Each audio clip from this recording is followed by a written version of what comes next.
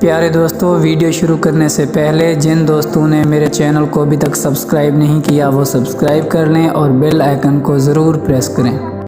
اردو زبان کا ارتقاء۔ اردو ترکی زبان کا لفظ ہے جس کے معنی لشکر کے ہیں۔ عام طور پر لوگ اردو کو فارسی کی ایک شاخ خیال کرتے ہیں، اس وجہ سے کہ اس کی ابتدا مسلمان حملہ آوروں کی فوج میں اور مسلمان سلاطین ہند کی دارالسلطنتوں میں پڑی ہوئی معلوم ہوتی ہے۔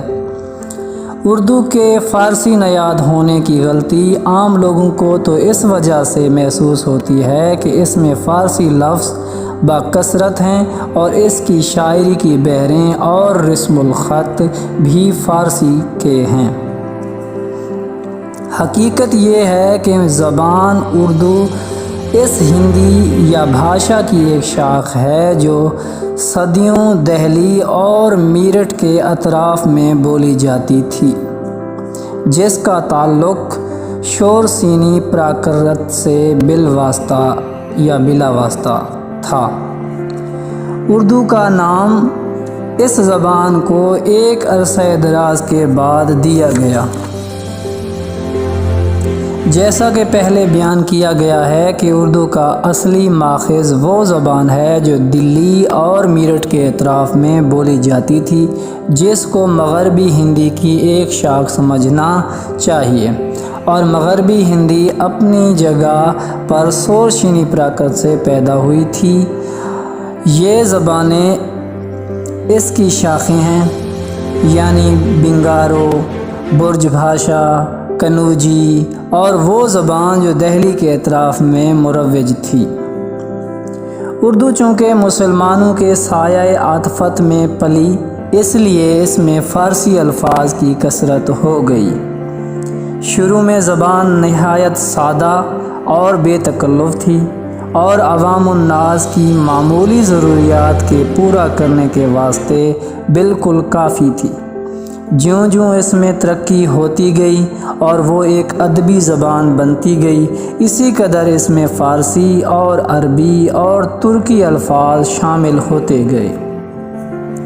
اس کے ساتھ ساتھ فارسی رسم الخط بھی کچھ تھوڑی سی ترمیم کے ساتھ ہندی کی جگہ رائج ہو چلا، اس وجہ سے کہ فارسی الفاظ فارسی خط میں بے نسبت ہندی کے زیادہ آسانی سے اور صحت کے ساتھ لکھے جا سکتے تھے۔ فارسی بحریں استعمال ہونے لگی، ان کے علاوہ مضامین، طرز بیان، تخیل، تلمیحات، خاص محاورے اور مثلیں، یہ سب کچھ زبان فارسی سے لیا گیا۔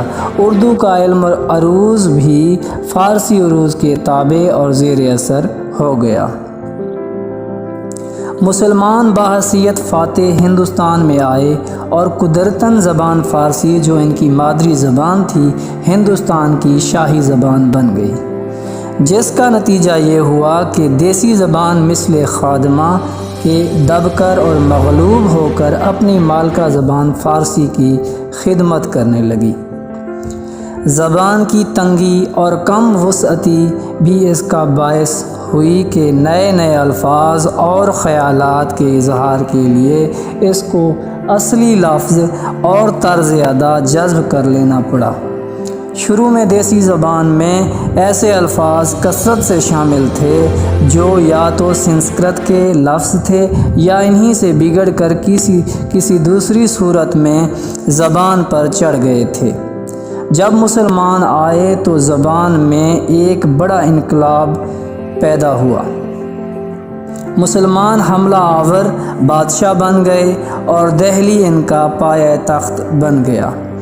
بادشاہ لاؤ لشکر کے وہاں رہنے لگا تو باشندوں اور غیر ملکی سپاہیوں میں میل جول اور ربط و ضبط بڑھنے لگا۔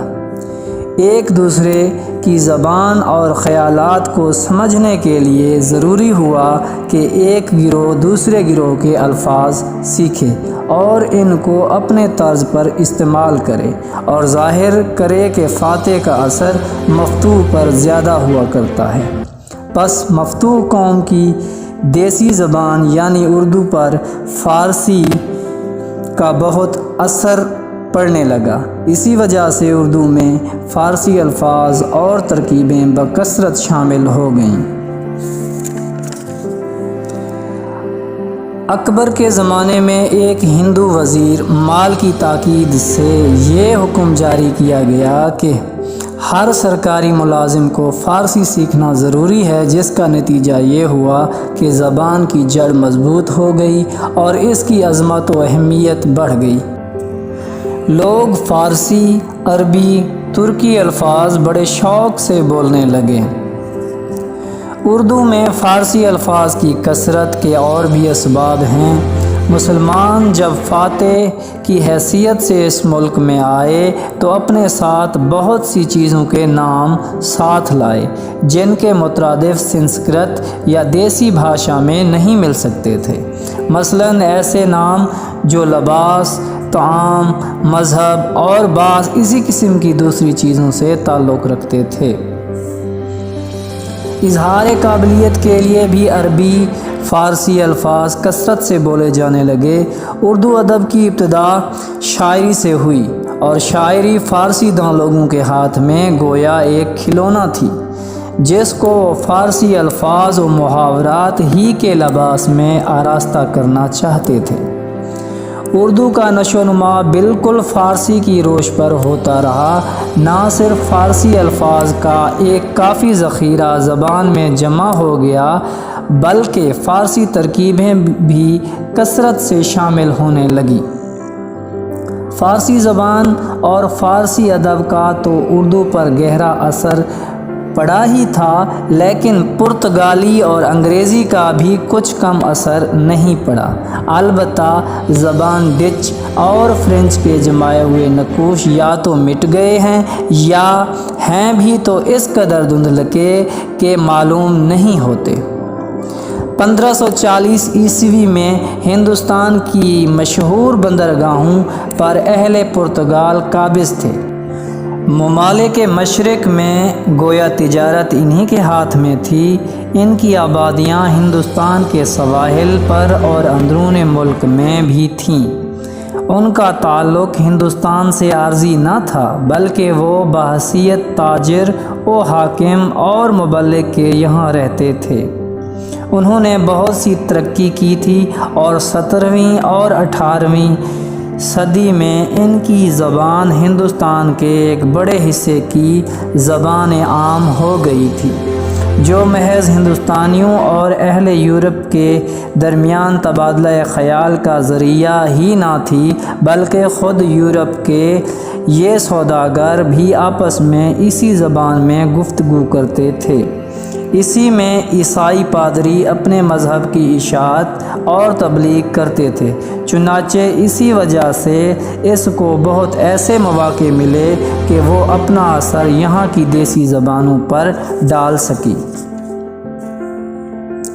پرتگالی الفاظ ہماری زبان میں بکثرت بولے جاتے ہیں۔ مثلاً میوہ جات کی قسم و اشیاء طعام کی قسم میں اچار، انناس، افوس، بسکٹ، کاجو، پیمفرے مچھلی کی ایک قسم ہے، پپیتا، تمباکو، ترنج، چائے، ساگو، گوبھی وغیرہ۔ زبان انگریزی ایک زندہ اور حاکموں کی زبان ہے۔ اس نے اپنا اثر بہت کچھ ڈالا ہے اور ڈالتی رہے گی۔ انگریزی علم ادب نے اردو نظم و نثر کو بہت کچھ فائدہ پہنچایا ہے۔ ہر زبان میں نظم و نثر کی عبارت میں فرق ہوتا ہے۔ عبارت میں متانت اور سنجیدگی پیدا کرنے کے لیے اور نیز اس خیال سے کہ نثر اور نظم میں فرق معلوم ہو، نظم کی عبارت بنسبت نثر کے زیادہ شاندار ہوتی ہے۔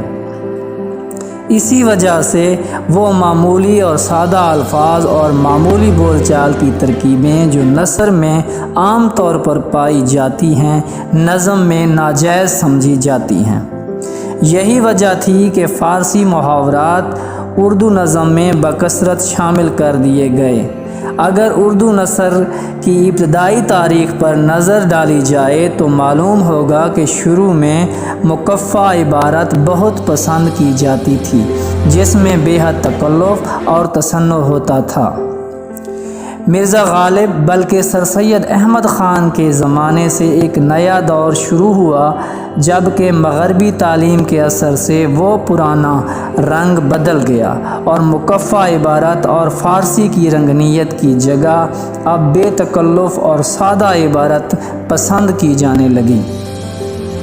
دور جدید میں نثر نگاری کی وہ شان بھی باقی نہ رہ سکی تھی، کیونکہ عملی دنیا میں سیدھے سادے، صاف اور زوردار الفاظ کی ضرورت ہے۔